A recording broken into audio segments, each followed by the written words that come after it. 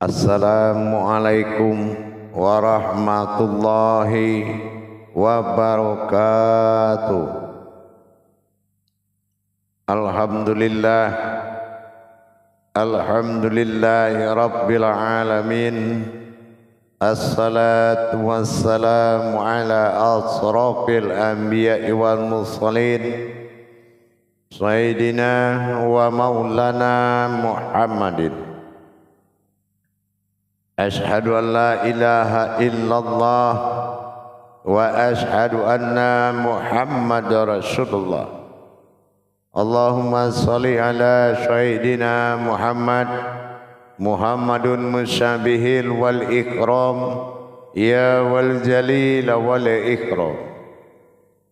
Subhanal malikul quddus, subhanatil izzati wa azzamati wa haibat, wal qudrat wal sultan wal kamal wal jamal wal kibriyai wal ijabarut, wala ya'budu wa la ya'futu abada. Suhubukum quddus surabuna wa rabbul malaikatihi wa ruhi, subhanallah walhamdulillah wa la ilaha illallah wallahu akbar.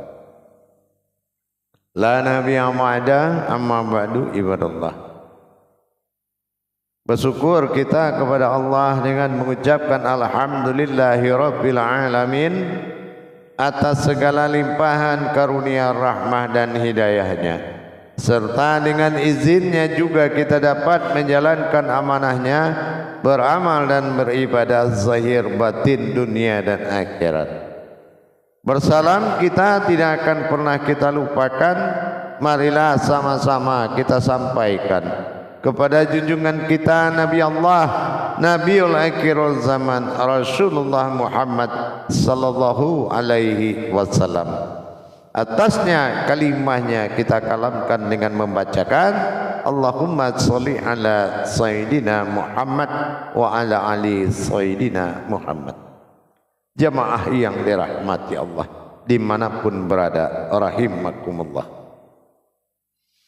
Bertemu lagi dengan saya Guru Mursyid Syekh Nur Muhammad Buya Irwan Maulana Al-Qalidi, Sumatera Barat, dalam rangka meningkatkan iman dan takwa kita kepada Allah, tentunya dengan kita belajar bertolabul ilmi sehingga mendapatkan kemuliaan derajat baik diri maupun ibadah, karena derajat ini menentukan berprasangkanya Allah kepada diri.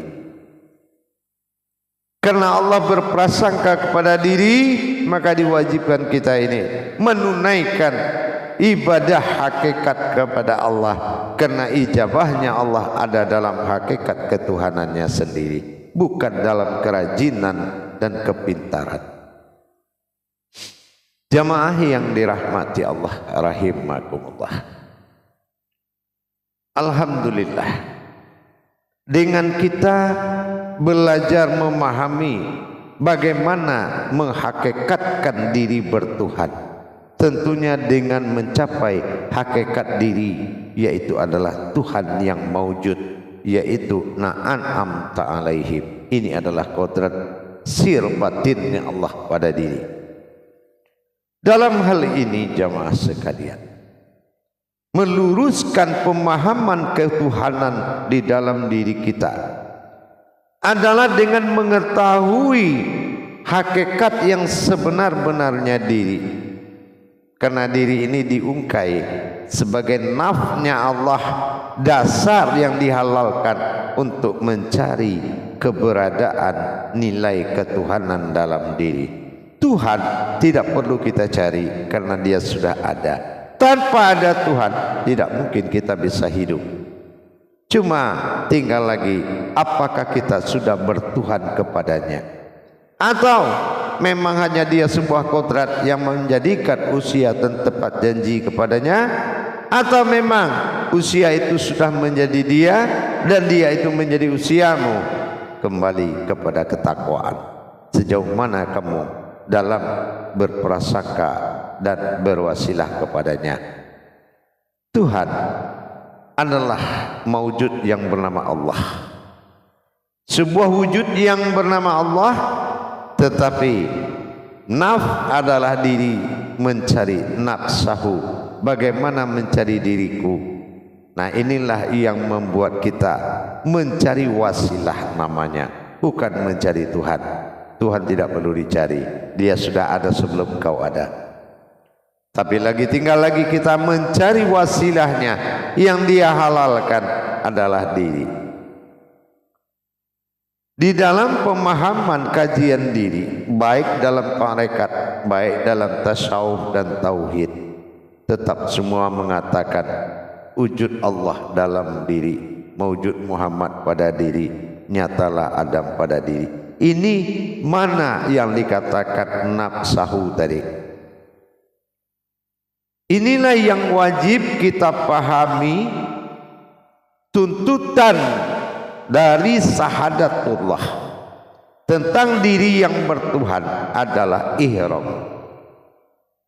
Syahadat ahadah, ya, ahad. Syahadah ahad, langsung menyatu menjadi satu. Nah, inilah ihram. Kita dituntut oleh syahadat mencapai sebuah pencarian terhadap sebuah diri yang membuat menjadi wujudullah. Diri yang menjadi wujudullah adalah diri yang ihsan, diri yang benar-benar menjadi pandangan tetap oleh semua mata batinnya Allah. Mata batin Allah yang ada di dalam diri bernama Ainul Basir. Kita wajib tidak boleh melupakan sesaat pun mana diri ihsan yang benar-benar mewujud menjadi diri wujudnya Allah. Diri wujud adalah diri yang berhakikat Tuhan, dan ini wajib kita ketahui. Kalau memang Allahu Akbar, Allah Maha Besar, tetapi kenapa kamu katakan Dia dalam dirimu? Apakah kamu lebih besar daripada Allah? Apa hakikat dari makna Allahu Akbar? Allah Maha Besar. Yang besar itu adalah mahanya. Mahanya itu adalah keagungan, keesaan, kebesarannya. Tapi Allah adalah wujud yang tersembunyi, bukan wujud yang besar. Tapi maha keagungan, martabatnya, sifatnya, semua itu adalah ketuhanannya. Itu yang dikatakan maha besar. Maha besar dari siapa? Dari sekalian alam. Jadi bagaimana kita untuk mendapatkan diri tersebut? Bagaimana kita bisa mendapatkan diri yang menyembunyikan Tuhan? Tentunya dengan kita belajar mendapatkan insan dan Tuhan kepada dunia. Alam insan, alamnya dunia. Berdunianya Allah dengan insannya, berinsannya Allah pada dunia. Seperti itu. Tetapi diri bukanlah insan, tetapi diri yang berkodrat ihsan adalah diri rahasia. Tetapi kodrat diri insan adalah diri yang hayat, diri yang memperlihatkan kehidupannya Allah. Kehidupan Allah bukan pekerjaan, bukan pangkat, bukan keuangan, bukan perhiasan, tetapi kehidupan Allah adalah kodratnya sendiri. Insan, keinsanan kita adalah kehidupannya Allah. Tindak tanduk sikap perilaku kita adalah kehidupannya Allah, af'alnya Allah, af'alullah. Itulah hayatnya Allah. Keinsanan Allah pada alam insan. Insan adalah alam bagi Allah. Kodratnya adalah diri. Jadi tidak mungkin kalau kita katakan diri ini adalah jasad. Apakah Allah itu dalam jasad? Tidak. Allahul ladzi nahya wa innahu innahya bin aina. Sudah adalah aku sebelum semuanya ada, kata Allah. Tidak pantas engkau mencariku dalam suatu tempat dan menempatkan aku pada sebuah tempat.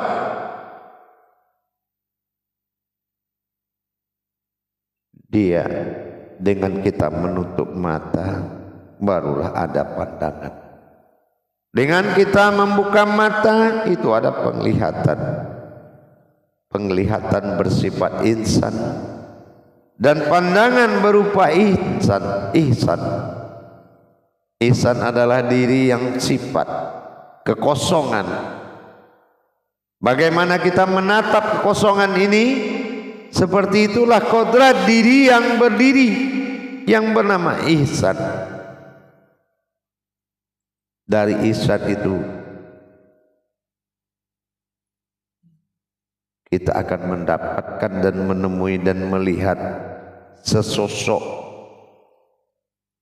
zat Allah, sesosok zat yang maujud.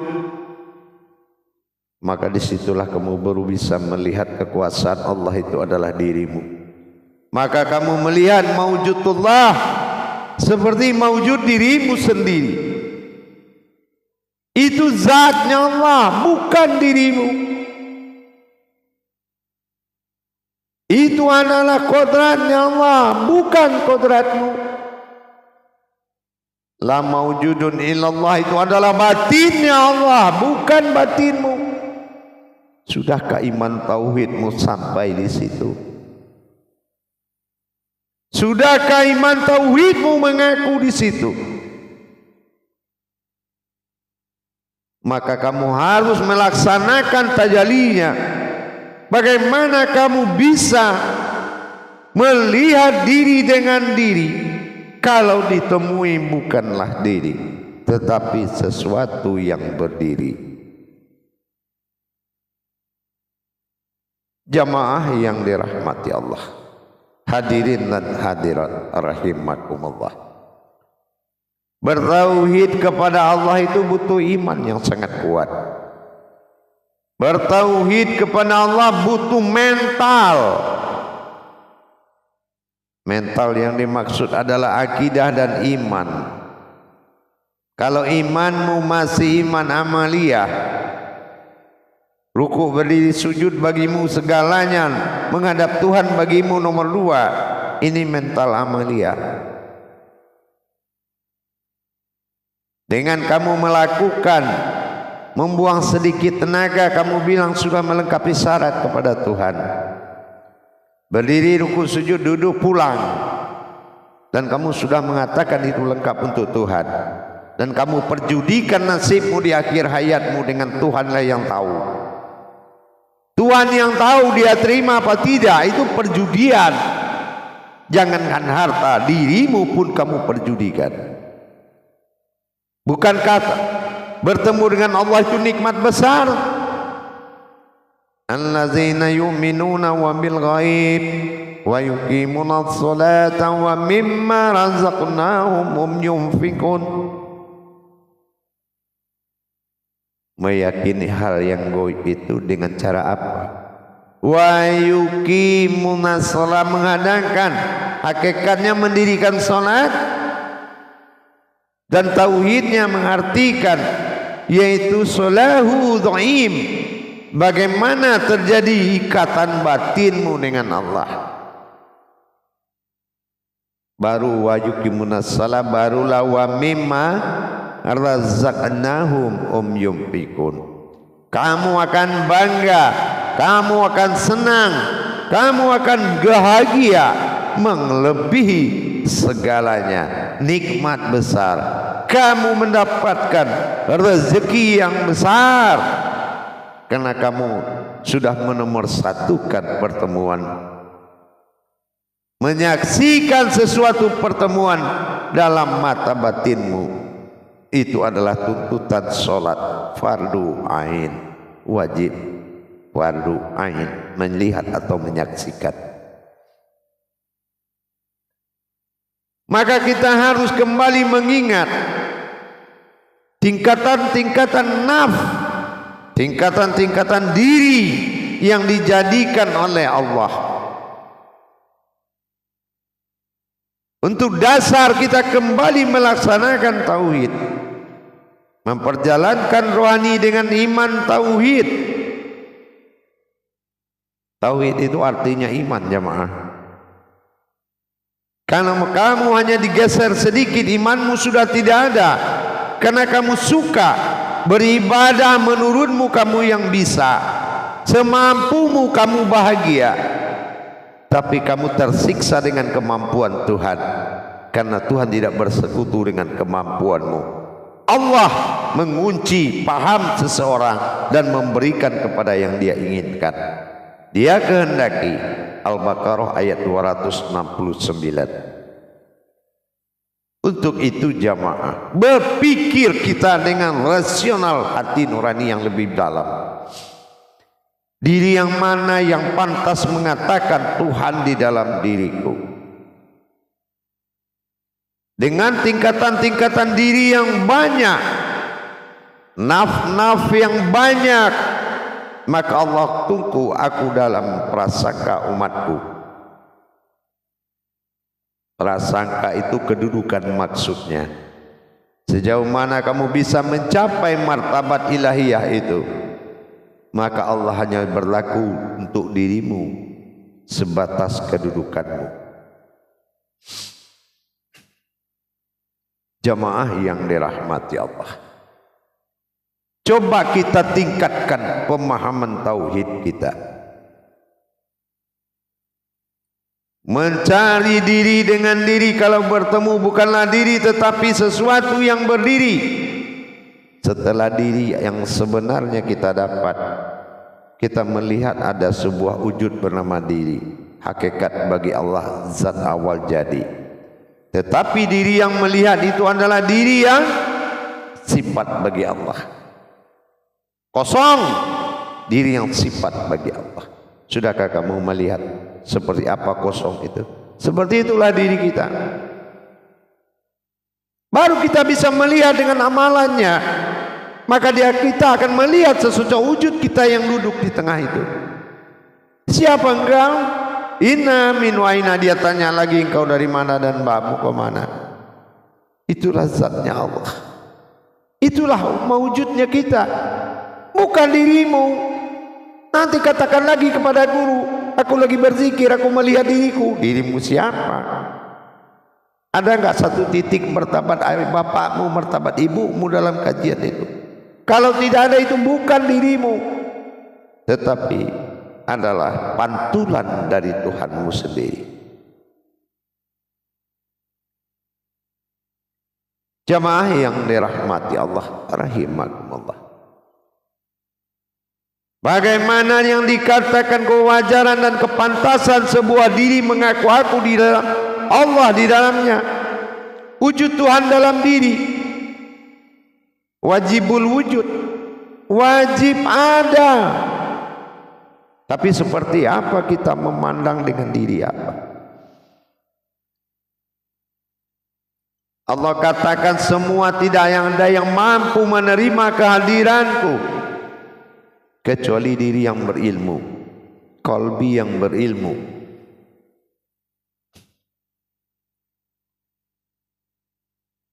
Jamaah yang dirahmati Allah, istighfar kita. Kalau kita merasakan yang menyimpan Allah adalah jasad, bertentangan semua ayat Al-Quran itu dalam pemahaman. Jangan kamu halalkan semua kajian. Ingat, yang kamu halalkan adalah kodrat yang telah dihalalkan untuk mendapatkan perjalanan menujunya. Maka hidup ini dinamakan usia. Usia yang hakikat, tidak berurat, tidak berdarah. Usia yang berkodrat melalui asma atal am, yaitu jazadiyah. Mana yang kamu ikuti kalau kembali kepadanya? Mana yang berasal daripadanya? Apakah dia? Apakah aku? Kita akan kembali dalam kedudukan martabat ilahiyah di dalam memahami dan mengamalkan hidup. Itulah tuntutannya. Bagaimana kita mencari keihsanan diri kita. Hanya dari diri ihsan kita bisa melihat sebuah insan. Insan adalah kehidupan. Tetapi itu adalah sebuah kodrat zatnya Allah yang maujud, dinamakan batin yang terlihat. Pernahkah kamu melihat dari diri ihsan, kamu melihat batin yang terlihat? Duduknya dirimu di dalam kefanaan itu tentunya dengan ijab-ijab yang telah dihalalkan, amalan yang telah dihalalkan. Insya Allah pada jemaah, bagi yang ingin memahami dan belajar, berbagi wawasan dan ilmu pengetahuan, silakan menghubungi nomor telepon yang ada di layar deskripsi YouTube Buya Pasaman Timur dan memasuki grup belajar bertahap seminggu sekali live, tentunya dengan memenuhi segala rukun dan syarat. Insya Allah kita akan selalu berbagi, insya Allah. Mudah-mudahan kita terlepas dari prasangka bodoh yang mengatakan Tuhan dalam jasad, jasad dikuburkan, Tuhan juga mati. Nah, ini bodoh. Mudah-mudahan tidak diri itu yang dimaksud. Mari kita tingkatkan kajian yang menyelamatkan dirimu, bukan diri yang menyelamatkan kajian dengan cara menghalalkan segala cara. Hati-hati dan hindari belajar ma'rifatullah, karena kamu bisa tersesat dan penghuni neraka jahanam kalau kamu salah. Ingat pesan dari saya, Guru Mursyid Syekh Nur Muhammad Buya Irwan Maulana Al-Khalidi. Mengkaji ma'rifatullah ibarat kamu hidup tinggal di ujung jarum. Ibarat kita tinggal di ujung jarum, hati-hati, terpeleset sedikit kamu akan berbahaya. Berbahaya artinya tidak ada nilaimu di mata Allah. Kamu hidup tapi di Allah, di mata Allah mati. Sementara orang yang mati di mata Allah hidup. Ingat, kerugian itu sangat nyata. Berhati-hatilah belajar ma'rifatullah. Barakallahu ya Karim, ya Rahman, ya Rahim. Akhirul kalam wa billahi taufiq wal hidayah. Wassalamualaikum warahmatullahi wabarakatuh.